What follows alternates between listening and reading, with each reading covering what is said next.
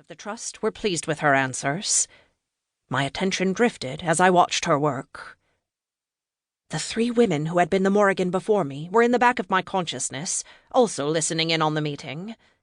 Unsurprisingly, they had also become bored with the discussions at hand, and they decided to butt in with their comments without permission. "Poor dear should have known better than to go out in public dressed like that," came Gran's voice. I wasn't certain which member of the trust she was talking about, but it didn't seem like the comment was meant for Natalie. Mirren answered. "Who does that man over there? Yeah, the one in the checkered tie. Who does he think he's fooling? Everybody here knows that's a bad dye job." "Well, the woman at the end of the row is wearing a wig, I bet," Gran added with a snort. "Shush, ladies," Caroline Bain's stern voice admonished her cousin and sister. "Angelica is trying to listen." Then to me she added, "I'm so sorry about them, my dear." Oh, it's all humdrum anyway," Mirren groaned. "I would have had to have a drink by now. Ange, would you mind?" I refrained from sighing so that the people around me wouldn't think I was bored of the meeting. "Yes, actually, I do mind. I don't keep your Glenfiddich in the office anyway. It will have to wait until I get back to the castle." Sure, Mirren grumbled. She muttered something incoherent that was probably more cursing than anything else. "What was that she said?" Gran asked. Caroline replied, "Mirren is just saying that Angelica ought to keep her office stocked for this kind of emergency." "Would it be such a hardship to keep a bottle of whiskey in the car?" Mirren added. "It's not like alcohol can affect your driving." "Seriously, Mirren? Shut up!" I realized all eyes were on me. Someone had asked me a question, and with all the rambling going on in my head, I had failed to hear what it was. The chairman of the board looked at me with an expectant expression. Fuck, I thought. What the hell did he ask? The 3 women in my head hadn't the faintest idea.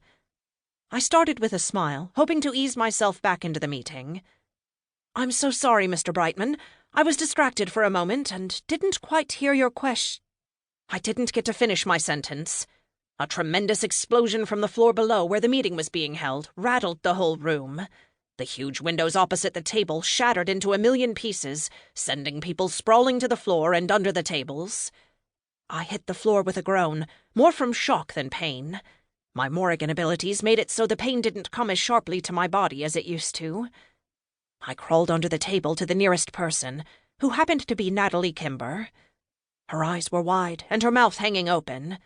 Fresh blood ran down the side of her head where she had been hit with shards of glass. "Are you okay?" I shouted over the chaos of screaming and shouting. Natalie was speechless with shock, but she managed a nod. I lifted my head just as the doors to the conference room burst open. Relief filled me when I saw it was Teg Singh. His abilities and friendship made him more than just any regular bodyguard. Teg was speaking into a walkie-talkie. Garbled words came back to him through the static, but I couldn't hear what was being said. I scrambled to my feet and over-sprawled trust members to where he stood. Relief flooded his expression when his eyes met mine. Sounds from beyond the room and outside the broken windows came to us. The air was filled with the cries of the wounded and the screams of the terrified. The rumbling sound of the building's structural instability filled my ears. Another advantage that came with my Morrigan abilities was keener hearing than most humans had. Tag and I looked at one another again. Our shared glance told us both that the other knew what was going to happen. The floor we stood on would not be there much longer. We had to get the people the hell out of there, and fast. "Come on, everyone! We need to get moving!" I shouted.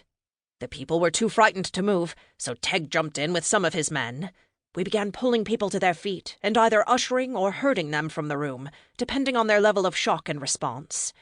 Some of them had to be dragged. I lifted an older man by his underarms and set him on unsteady feet. "Come on, it's not safe to stay in here anymore." The man remained mute, but allowed me to lead him from the room. I glanced at Teg and asked him a silent question. "Have you called for help?"